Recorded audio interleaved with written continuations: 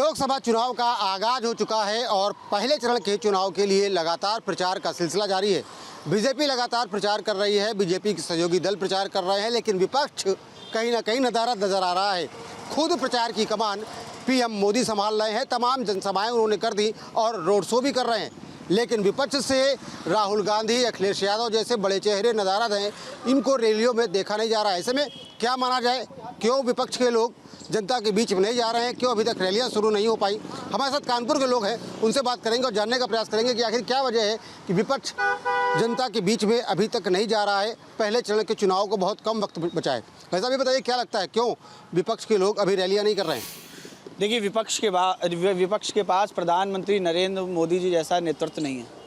मेरा ये मानना है, उनके पास योजनाएं नहीं है, उनके पास विजन नहीं है। जब उनको देश की जनता ने मौका दिया तो वो जनता के लिए कुछ कर नहीं पाए और आज पूरा विश्व मोदी जी के प्रभावशाली नेतृत्व का लोहा मान रहा है।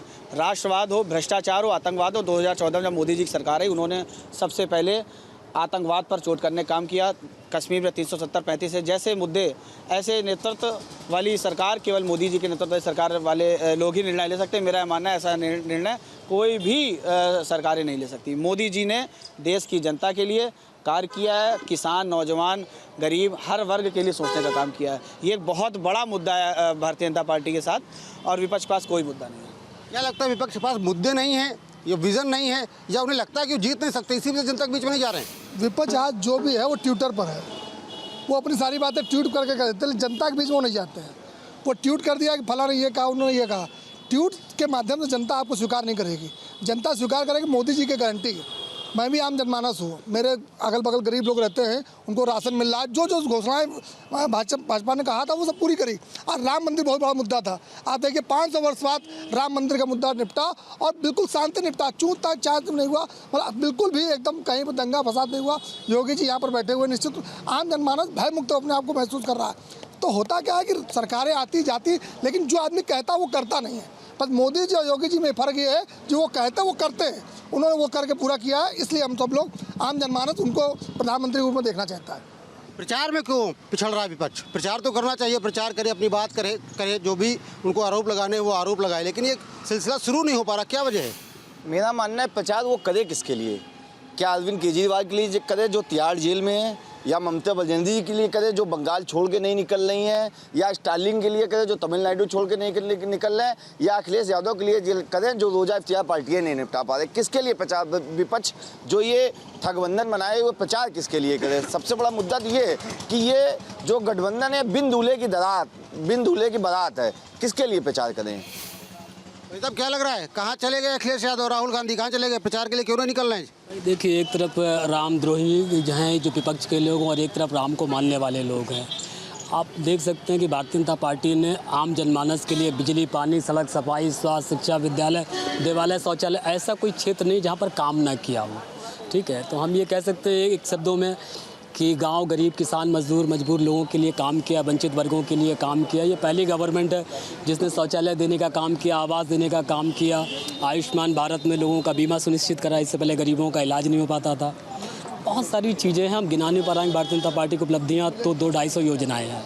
तो जनता भी ये जान रही है कि कोरोना पीरियड में हमने जीवन देने का काम किया, मुफ्त में वैक्सीन दी, मुफ्त में राशन देने का काम किया, स्वच्छ प्रशासन देने का काम किया। आज भारत की ताकत, भारत की शक्ति दुनिया देख रही है। आप ये कहना चाह रहे हैं कि विपक्ष के पास कहने को कुछ नहीं है, इसीलिए वो रैलियों में नहीं जा रहे हैं? आपको कहीं विपक्ष दिख रहा होगा, हम लोगों को तो नहीं दिखाई दे रहा है।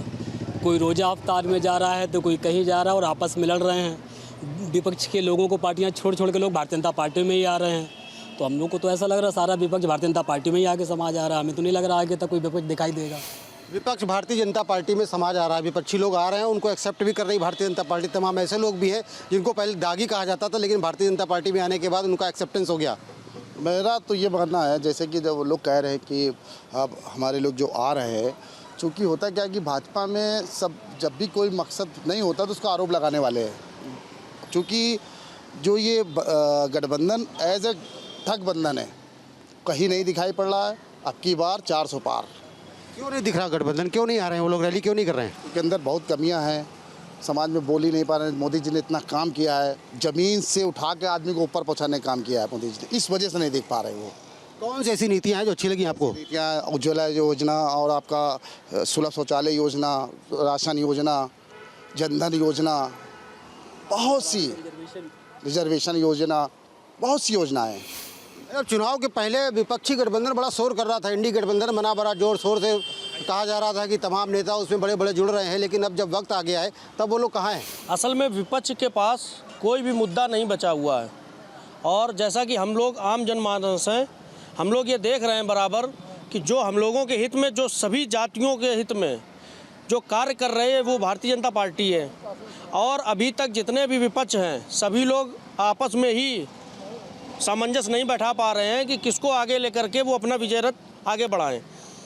लेकिन हम लोगों को जो लग रहा है कि बराबर भारतीय जनता पार्टी आम जनमानस के लिए, हर वर्ग के लिए कुछ ना कुछ उपयोगी वस्तुएं आगे बढ़ा रही है। उनकी जो सार्वजनिक चीज़ें हैं उसको आगे बढ़ा रहे हैं। जैसे चाहे जो आप इलाज को लेकर के देख सकते हैं, 5 लाख का जो दिया है, एक रिक्शा वाला भी उसका यूज कर रहा है, एक बड़ा आदमी भी उसका यूज कर रहा है। वैसे ही हम लोग भी आम जनमानस हैं, हम लोगों को जो पार्टी जो लगेगा कि ये पार्टी हम लोगों के या सारी जातियों के लिए कार्य कर रही है, हम लोग उसको सपोर्ट करेंगे, उसको आगे बढ़ाएंगे। जी बताइए क्या कह रहे हैं? गठबंधन की बात वो लोग कर रहे हैं जो खुद कहीं से चुनाव नहीं लड़ रहा है लोकसभा का।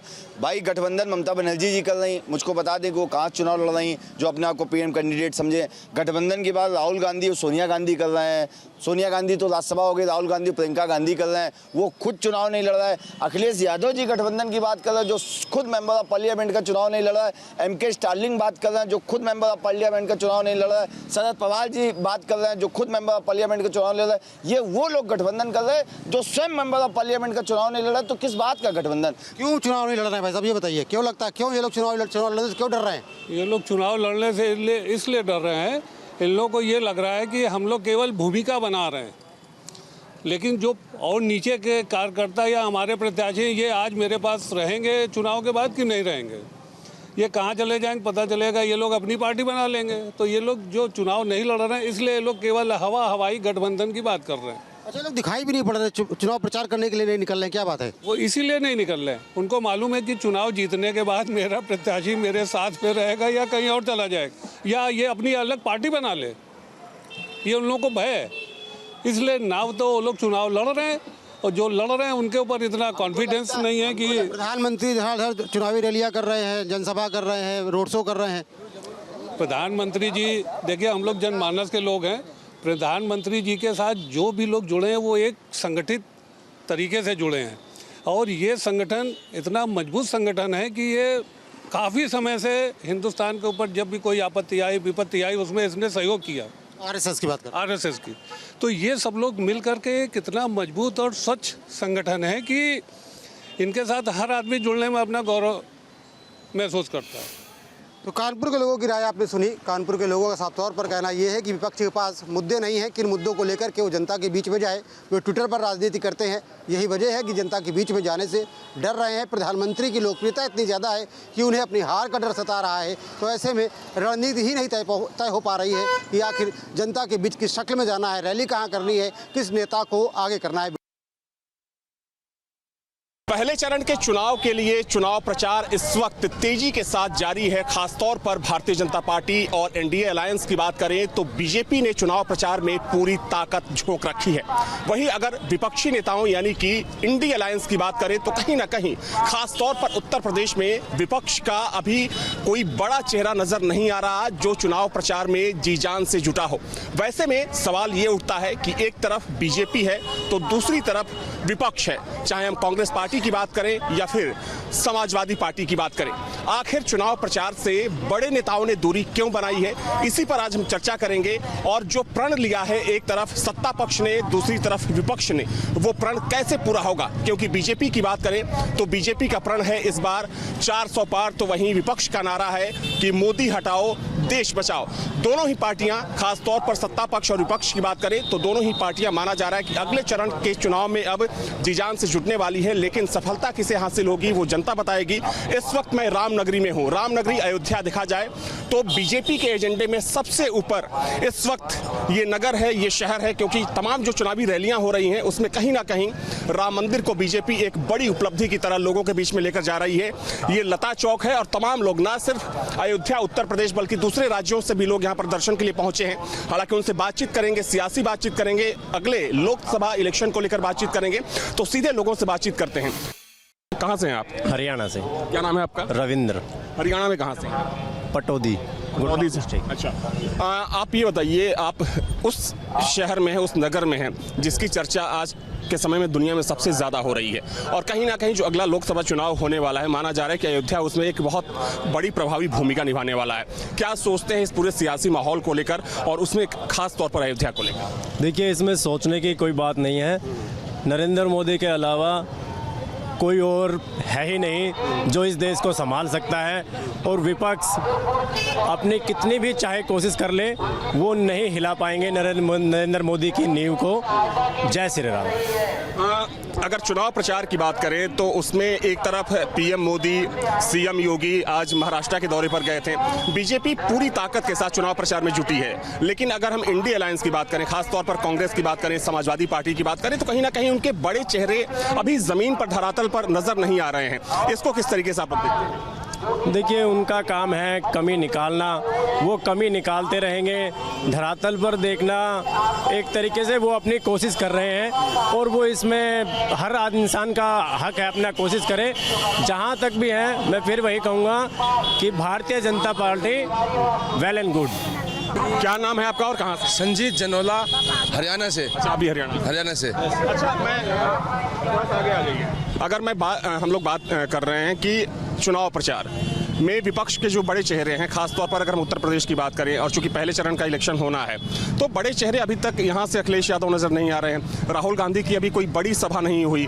दूसरी तरफ पीएम मोदी लगातार ताबड़तोड़ रैली कर रहे हैं। सीएम योगी एक दिन में 3 से 4 रैलियों को संबोधित कर रहे हैं। तो इसको किस तरीके से एज ए पब्लिक आप लोग देख रहे हैं?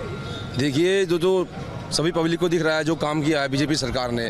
बीजेपी सरकार 100% आएगी, उनको कोई हिलाने वाला नहीं है। कांग्रेस सरकार कितना जोर लगा ले, लेकिन बीजेपी सरकार को हिलाने वाला कोई नहीं है। बीजेपी सरकार आएगी और पूरे बहुमत से आएगी। अयोध्या को एक बड़ी उपलब्धि के तौर पर सरकार, बीजेपी के जो नेता हैं वो चुनावी रैलियों में लेकर जा रहे हैं। अयोध्या को लेकर क्या सोचते हैं लोग, और आपको क्या लगता है कि अयोध्या इस चुनाव में कितनी बड़ी भूमिका निभाने वाला है? देखिए, ये राम लला का जो कार्य हुआ है बहुत अच्छा हुआ है। इसको बीजेपी मतलब इलेक्शन के तौर में ना लेके जाए। ये एक अलग है पर्पज है, वो ये अलग पर्पज हो गया है। ठीक है, तो ये तो जो कार्य हुआ है बीजेपी सरकार में हुआ है वो ये बहुत ही अच्छा हुआ है। हम हरियाणा से 800 किलोमीटर दूर से आए हैं दर्शन के लिए, हमें बहुत अच्छा लगा यहाँ पे देख करके, इसलिए। आपका क्या नाम है? नितिन शर्मा। नितिन जी, ये बताइए कि आप रामनगरी अयोध्या में हैं, और देखा जाए तो हालांकि एक धार्मिक नगरी है, लेकिन सबसे ज़्यादा सियासत अगर किसी शहर को लेकर हुई तो वो शहर अयोध्या है। जब पूरा मंदिर का मुद्दा कोर्ट में था तो आपने तमाम चीज़ों को देखा होगा, लगातार बयानबाजी होती है। अब जब अयोध्या को देखते हैं आप, तो दिमाग में, दिल में क्या आता है और किसके लिए उपलब्धि मानते हैं? देखो जी, बहुत अच्छी अयोध्या की जो हमारा मंदिर बना है बहुत अच्छा बना है, और मैं यही कहना चाहता हूँ कि मोदी ही रहेगा, कांग्रेस पार्टी नहीं आएगी, ओनली वन बीजेपी सरकार रहेगी। मैं गौतम बुद्ध की धरती सिद्धार्थनगर से हूँ। सिद्धार्थनगर से। क्या नाम है? मेरा नाम मनीष कुमार यादव है जी। मनीष जी, देखा जाए तो आप रामनगरी में हैं, चुनाव का भी माहौल है। पहले चरण के चुनाव में जो वोटिंग होनी है उसमें बहुत कम वक्त बचा है, और देखा जाए तो ताबड़तोड़ दौरे भी नेताओं के शुरू हो चुके हैं। जब इस माहौल को देखते हैं, चुनाव प्रचार को आप देख रहे हैं, किसका पलड़ा आपको भारी लग रहा है, और क्या लगता है कि किसका प्रण पूरा होगा, पक्ष का या विपक्ष का? देखिए, लड़ाई रोचक होगा, पक्ष विपक्ष का दोनों का। अच्छा। जी, और आप जैसे आपने कहा कि विपक्ष में कोई चल नहीं रहा है, हैं? चुनाव प्रचार की बात पर, चुनाव प्रचार में ऐसा कोई बात नहीं है। जैसे बताइए, यूपी सबसे बड़ा स्टेट है, 80 लोकसभा की सीटें हैं, आपको कितनी रैलियों में विपक्ष के बड़े चेहरे यहाँ पर नजर आए? अब देखिए, विपक्ष में जो भी हैं, कहने का मतलब उनको ईडी सीडी छापे मारी जा रही है। बहानेबाजी। अखिलेश यादव ने भी कन्नौज में रैलियां की हैं। उसके बाद जब बौखलाई हुई सरकार है विपक्ष के लोगों को जेल में भेजने का काम कर रही है। एज ए मुख्यमंत्री जैसे हैं केजरीवाल जी, उसके बाद सोमेन सोरेन जी हैं, ऐसे नेताओं को मुख्यमंत्री होते हुए इन लोगों को जेल के अंदर कर रही है। देखिए, और रैली की बात आप कर रहे हैं, जिसको डर रहता है वही बैसाखी का सहारा लेता है। वह बंदूक का सहारा लेता है। जिसको आपके कहने का मतलब ये है कि विपक्ष को ये लग रहा है कि वो चुनाव जीत जाएंगे, इसलिए वो प्रचार नहीं कर रहे हैं। जिसके पास डर नहीं रहता है वो खुला बिना डंडा और हथियार के चलता है। जिसके पास डर रहता है वो हथियार और सर्विस के साथ चलता है। कुछ महिलाएं हैं और कुछ लोग हैं। आप लोग कहाँ से हैं? आ जाइए सामने। बरेली से आए। बरेली से आप लोग आए हैं। क्या नाम है आपका? ममता श्रीवास्तव। ममता जी, बरेली में पहले चरण में चुनाव होना है, आपको पता होगा, और तमाम नेताओं के दौरे चल रहे हैं। चुनावी माहौल, चूंकि आप एक धर्म नगरी में हैं, लेकिन अगर चुनावी माहौल की बात करें, महिलाओं के मुद्दों की बात करें, तो क्या लग रहा है इस बार? बरेली मतलब बीजेपी वालों का ही है, समझिए पूरा। हाँ, वो नाथ नगरी हो गया है। हाँ, योगी महाराज जी ने हमारे यहाँ सारे नाथ नगरियों को, सारे डोर को मिला दिया है। बहुत अच्छा काम चल रहा है और ये आईटी सिटी बनने वाला है। कई फ्लाईओवर बन गए हैं। योगी महाराज जी हमारे लोगों के लिए बहुत अच्छे हैं। अयोध्या जी का देखिए उद्धार, भीड़ को देख के आप खुद जान जाएंगे क्या आज हो रहा है। और सबसे अच्छा गरीबों का बहुत उद्धार होगा। रोजी रोटी की बड़ी सुविधाएं मिल रही हैं सबों को। दम विपक्षी भी दिखा रहे हैं, विपक्ष हाँ, लेकिन बीजेपी के आगे नहीं आ पाएंगे। कोई दम नहीं है। योगी महाराज की जय, मोदी सरकार की जय। क्या नाम है आपका? अरुण श्रीवास्तव। अरुण जी, क्या कहेंगे जिस तरीके से चुनाव प्रचार चल रहा है, और देखा जाए तो विपक्ष का प्रण यह है कि हम मोदी को देश से हटा देंगे, बीजेपी का प्रण है कि हम अब की बार 400 के पार जाएंगे, जनता होने के नाते क्या सोचते हैं? विकास को देखते हुए मोदी ही चाहिए। विपक्ष बिखरा हुआ है, ना उनका नेतृत्व है, ना कोई काम है, कुछ नहीं है। केवल बीजेपी ही चाहिए, चारों ओर विकास का काम वही करे। आप लोग कहाँ से हैं? गोरखपुर से। क्या नाम है आपका? और किशोर त्रिपाठी। और किशोर त्रिपाठी। आप तो मुख्यमंत्री के शहर से हैं, तो अभी चूंकि हालांकि वहाँ पर बाद में चुनाव है, लेकिन पहले चरण का चुनाव चूंकि शुरू होने वाला है, क्या लग रहा है इस बार कि दम किसमें है? दम मोदी और योगी के सिवा किसी का दम नहीं है। मोदी या योगी जो भी फैसिलिटी दिए हैं, किसी को व्यक्तिगत किसी जात के ऊपर फैसिलिटी नहीं दिए हैं। जो गैस दिए हैं सबके लिए दिए हैं, चाहे हिंदू हो या मुसलमान हो, कोई भी हो। राशन दे रहे हैं, वह भी हर लोगों को दे रहे हैं। यह नहीं है कि या हरजन है या मोहम्मदन है या कोई है कि उनको भर दें, तो सबको वह दे रहे हैं। कहने का मतलब यह है कि जो सबका साथ सबका विकास का जो नारा है बीजेपी का, वो उस नारे पर बीजेपी काम कर रही है। हाँ, एकदम। हाँ। और भी लोग हैं। आप लोग कहाँ से हैं? महाराष्ट्र से हैं। वहाँ पर भी चुनाव होना है लोकसभा का। दम किसमें नजर आ रहा है इस बार आपको? बीजेपी का ही दम है। अच्छा। मोदी का ही राज चलेगा, जो मोदी कहेंगे वही चलेगा, वही हो रहा है। कहाँ, आप कहाँ से? सर, अमेठी से हैं सर। क्या नाम है आपका? आशुतोष मिश्रा। आशुतोष जी, अगर हम बात करें इस चुनाव की, तो चूंकि आप तो उस ज़िले से हैं जो कभी कांग्रेस पार्टी का सबसे मजबूत गढ़ उस ज़िले को माना जाता था, हालांकि पिछली बार राहुल गांधी चुनाव हार गए थे। क्या है इस बार का मामला अमेठी का? हालांकि देखा जाए तो वहाँ से अभी कोई प्रत्याशी घोषित कांग्रेस पार्टी ने नहीं किया है, और इसको लेकर क्या चर्चा क्या हो रही है?